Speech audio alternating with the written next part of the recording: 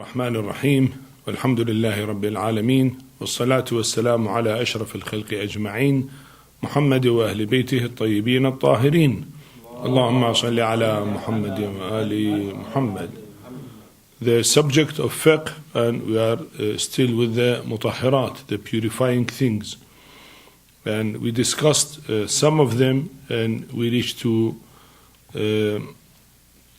the subject number 10, Istibra of an animal which eats Najasat, issue 226. In this issue, is discussing about a point nowadays is very important. In Islam, we have, if the animal, like a goat or a chicken or a camel or any animal whose meat is halal to eat for a human being, if that animal eat najis things for some time, then his meat is regarded as haram. If we slaughter that animal, we cannot eat that meat. That meat is not halal meat. If the animal eats pure and tahir things, then it is okay. When you slaughter that animal, you can use his meat. But if that animal is put in a place where the food is najis, like is full of blood related with that type of najasat, and that animal is haram to eat its meat. Well, nowadays, presence of so many diseases through the virus disease and transferring that from animal to human being, like swine influenza, or before that for the birds influenza and many other types. They said one of the reasons that they eat the bad type of food, and that is intestine of other animals, is made part of the food which is given to the birds or given to other animals. They do not give, let us say, the wheat or barley or clean food, vegetable food to the animals to eat, or grass, normal food. No, they give certain other type of food which has meat, and that meat of non-halal meat, which is there from intestine or so on.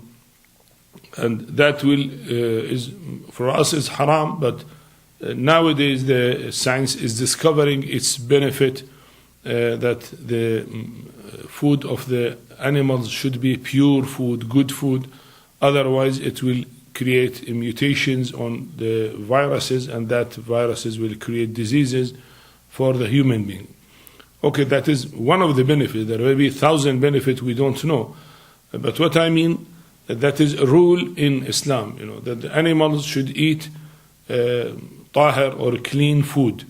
If an animal eat unclean food for some time, then his meat is not allowed, not permitted to eat, unless we keep that animal to eat clean food for a few more days, and then his meat will be allowed to eat if it's slaughtered. Now, how many days to keep? There are a lot of details, for a chicken, for example, how many days, for a camel, how many days, and for goat, how many days, and so on. So this issue is talking about that. They say istibra. Istibra is that time when we keep that animal eating clean food. A period of cleaning, let us say. That period is called istibra.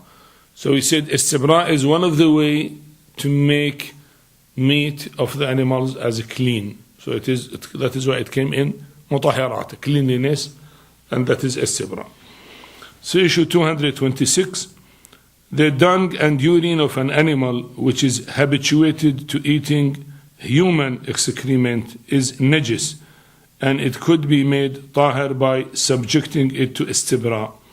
That is, it should be prevented from eating najasat, and tahir food should be given to it till such time that it may no more be considered an animal which eats najasat. He said till such time. Well, in detailed book, that time is mentioned in days, but at least he mentioned for some time that animal should eat tahir food. As a recommended precaution, the following animals should be prevented from eating najasat for the period specified. Camel for 40 days. So if camel was eating najas food, you have to keep that camel eating tahir food for 40 days before its meat is permissible. If you slaughter that camel, its meat is permissible. Cow for 20 days. Goat, sheep for 10 days. Waterfowl for 7 or 5 days. Domestic hen for 3 days. The period specified should be completed even if the animal ceases to be considered as eaters of najasat earlier than that. Maybe before 40 days, you can regard the camel as eating an animal which is tahir, not najis, because maybe its smell, its shape of the skin, the smell of the sweating and so on, all will change. So there are signs that the camel return to normal, healthy situation, but to say still we have to complete those days for that animal. We come to number 11, disappearance of a Muslim. Disappearance, what is meant if you have a plate which is najis because of blood or anything, and you give it to a Muslim, and he go to the kitchen, and suppose he washed it and brought it back to you and gave it to you. Now you don't need to ask him, did you wash it, made it tahir or not? His disappearance, he's going to the kitchen for a while, which possibility that he washed it, and then when he came back with it, he used it in such a way that it is tahir. If it was still najis because, for example, no water in the kitchen, then he should not put it in front of you naturally, because you know it is najis and you cannot eat in a najis plate. So when he used it in such a way that it is tahir, you do not need to ask him. His disappearance is a sign that it become tahir. This is what is meant. Of course, there are some more details coming on this. So we read it in issue 227. When body, dress, household utensils, carpet, or any similar thing which has been in the possession of a Muslim becomes najis, and thereafter that Muslim disappears, the things is in question can be treated as tahir if one believes that he may have washed them. But the recommended precaution is that he should not take them as tahir except with the following conditions. He said, if it's taken by a Muslim and then one come back, we regard it as tahir, but is it general? Suppose I am at house of a Muslim and there was a piece of cloth become najis, he went and I thought that he washed it and he came back, so become tahir. He said, yes, but as a recommended precaution, the following conditions should be fulfilled. That Muslim should be believing in the najasat of an object which made his body or dress najis. For example, if his dress with its wetness touches a kafir and he does not believe a kafir to be najis, his dress will not be deemed tahir after his disappearance. You see, if the Muslim who disappears, he should believe that object is najis. If you believe that object is not najis, naturally he probably has not washed it. Suppose a plate had alcohol. If you think alcohol is not najis, so if you go and come back, so probably he did not wash it because he think it is not najis. So the first condition that if the Muslim, which that object is in his possession, agree and believe that this object is najis. He gave example of a dress. If a dress on a kafir and kafir sweat with it, so naturally sweat of the kafir is najis and that dress is najis. Now if it's taken by a Muslim and he go and after a while he bring that and give it to somebody else, now if you do not regard it as najis, naturally you cannot take it as tahir. How tahir? Because he did not wash it, because he say sweat of a kafir is not najis, for example. So the Muslim who has that in position should believe that it is najis. That is the first condition. Second condition, that Muslim should know that his body or dress has touched a najis thing. If he is not aware that his body is najis, naturally he did not wash it. If there is a urine of a child on his dress and he was not aware of it, but a guest saw it, and then that Muslim went and came back with the same dress, we cannot regard his dress as tahir, because he may not know it is najis, and naturally he did not wash it, So he should know that it is najis, or you tell him, you point out to him, or he may look to it, there is blood here, there is a urine in my cloth, then he know, and then when he go and come back with it, so we say that he must have washed it, yes. Third, that the man should have been seen using that thing for a purpose which requires it being tahir. For example, he should have been seen offering prayers with the dress. Now sometimes if the dress is najis, and even if the Muslim disappear, but he is not using it in a place where the dress should be tahir. I mean, many people have a dress for labor. Now if it is najis here or there because of painting, because of this, he will not care, because that dress is not offering prayer with it. When he want to pray, he take that dress out, and then he perform ablution and have a new dress which is tahir, and offer prayer with him. So I cannot regard that dress as tahir because of this appearance, because he might kept it najis intentionally because he do not use it in a way which taharat is necessary. So he said that if he use it in a prayer, then I take it granted, yes. Now with this dress was najis, and then he was disappeared, and next day I came, and now he used the same dress at time of prayer, so naturally I take it as granted that he must have already washed it and made it tahir.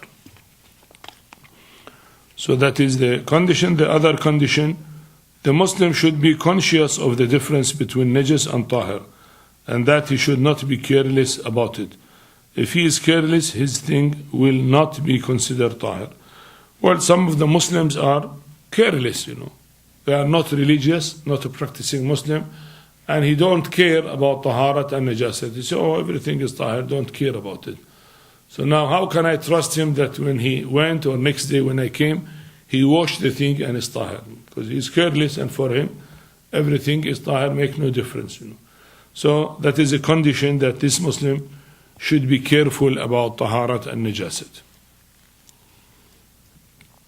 However, he said it is a recommended precaution, because other ulama said, still the Muslim is supposed to be caring about it and not supposed to be careless.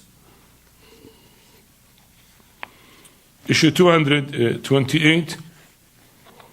If a person is certain or satisfied that a thing which was najis has become tahir, or if two just persons testify showing why it is tahir, then that thing is tahir. And similarly, when a person who possesses the najis thing reliably says that it has become tahir, or when a Muslim has washed the najis thing with water, even if it may not be known whether or not he has washed it properly, the thing will be considered as tahir. These are different practical examples given for this issue. That a Muslim, if we know, of course, our knowledge, certainty is right. If I know he washed his dress, that is sufficient. Sometimes I am sure, and we say that assurance is 95, 96, 97%, high assurance, itminan, use. Well, that is taken like knowledge, is there. Or if two people, they said we are a witness, or if one Muslim, he said, yes, I washed it. All these are practical examples that though we are certain before it was najis. Now, there is no certainty there is tahir, but we are taking word of a Muslim as granted. You see? He said, yes, word of a Muslim is granted here, to make it tahir. Because the rule, as we said, certainty will be changed with another certainty. I was sure it was najis, and I have not seen anybody washing it. So should I regard it as najis? He said no.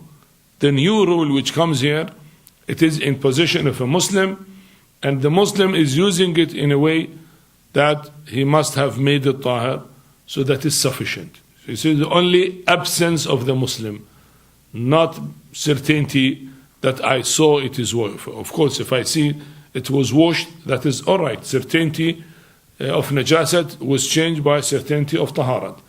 But here, I don't know. He took it to the kitchen. Maybe he washed it rightly or wrongly. Maybe he squeezed the dress or he did not squeeze the dress. I don't know. But when he came back, he said, yes, I washed it and it is tahir. Or he used it in a prayer practically, so that is a sign that he made it tahir, even without saying it. So he said that is sufficient to accept it. I mean, accepting word of a Muslim or action of a Muslim. Issue 229. If a person undertakes to wash and make tahir the dress of another person and confirms having washed it, and if the other person is satisfied with what he is told, the dress is tahir. So here, again, if you have najis dress and you give it to laundry, and you don't know if the laundry, who is a Muslim, washed it or not. You told him, my dress is najis, you have to wash it. So he was supposed to wash it. But if he said that I washed it, and if I'm satisfied with what he said, because I was absent with him, naturally he did it overnight, next day or after 2 days I got the dress from him. So that absence is sufficient to regard it as tahir, because it was in hand of a Muslim.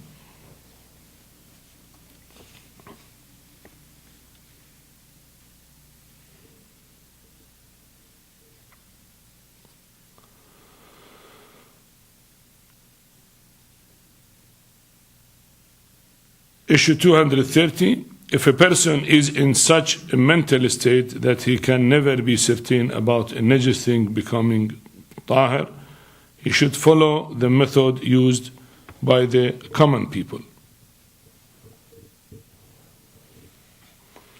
What does that mean? Certain people are obsessed.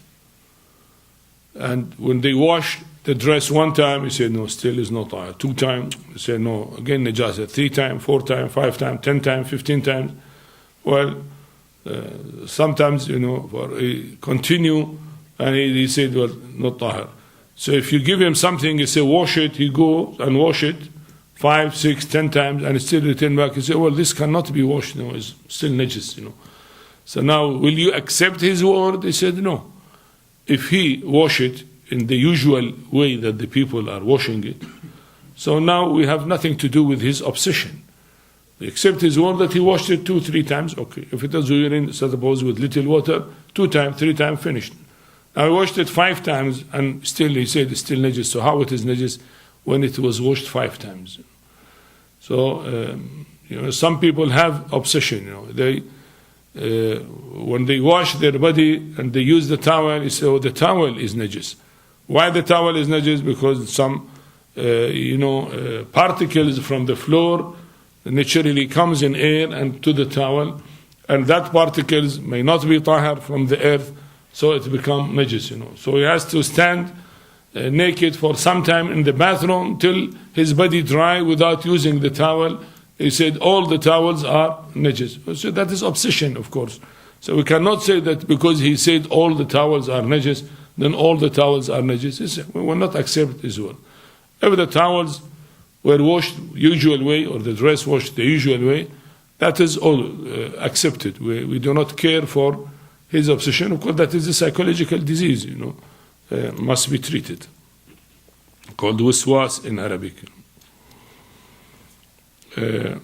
Number 12, flowing out of blood of a slaughtered animal in normal quantity. What he discussed here, the blood which remains inside the body of animal. When animal is slaughtered in Islamic way, and the blood gush out in a normal way, so little blood naturally will remain. Not 100% of the blood will come out. Maybe 5, maybe 10% will remain in the arteries or veins of the animal. He said that blood is tahir.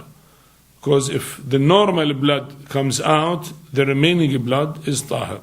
Why it become tahir? Not because we washed it with water, it's because normal blood comes out. That is why he used it as one of the Mutahhiraat. He used it in this subject. Issue 231, as stated in Rule 98, if an animal is slaughtered in accordance with the rules prescribed by Islam, and the blood flows out of its body in normal quantity, the blood which still remains in the body of the animal is tahir. Issue 232, the above rule is applicable only to an animal whose meat is halal to eat and does not apply to an animal whose meat is haram. In fact, as a recommended precaution, it does not apply to the haram parts of the body of an animal whose meat is halal to eat.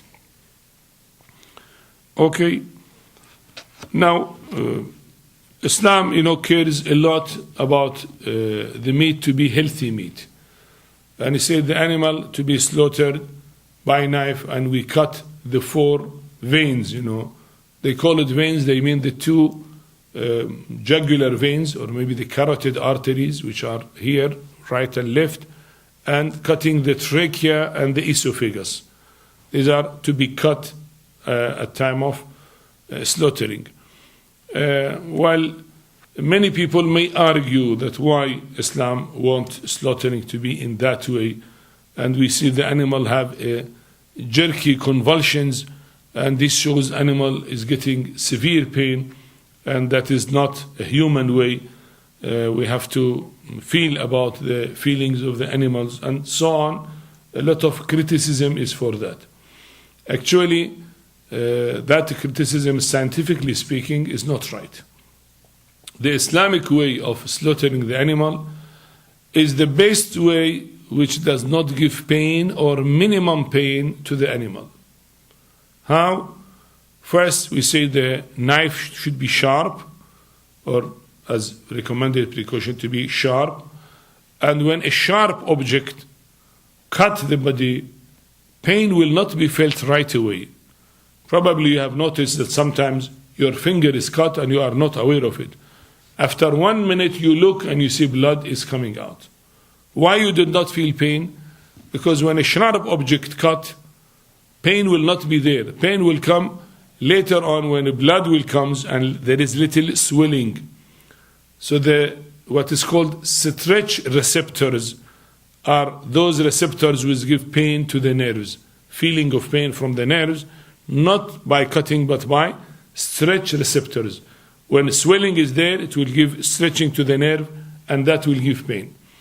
When the carotid arteries or jugular veins are cut, the animal will get unconsciousness in 3 seconds. In 3 seconds. So right away the animal will be unconscious. Why? Because shortage of blood to the brain. 2/3 of the blood of the body will go to the brain, 1/3 to other parts of the body. So much blood will go to the brain. And when the arteries and veins are cut, then there is shortage of blood to the brain. And the brain will get unconscious. The animal will get unconscious. And these jerky convulsions of the animal are not because of pain. These are nervous convulsions because of lack of oxygen to the brain. This is exactly what happens in epilepsy. In epilepsy, the human being is unconscious and still having those convulsions because of it is due to electrical effect, not lack of oxygen. But lack of oxygen will give the same thing. So those convulsions are not because the animal is feeling pain. No, animal is not feeling pain because animal is already unconscious because of lack of blood which carries oxygen, lack of oxygen. So in 3 seconds the animal is unconscious. 3 seconds are actually before animal feels stretch receptors pain. If the knife is sharp as recommended, it should be one time very quick so that animal will feel no pain or minimum pain. Those jerky convulsions will do what? Will press the muscles, and that pressing the muscles will bring the blood outside the body from the from the neck.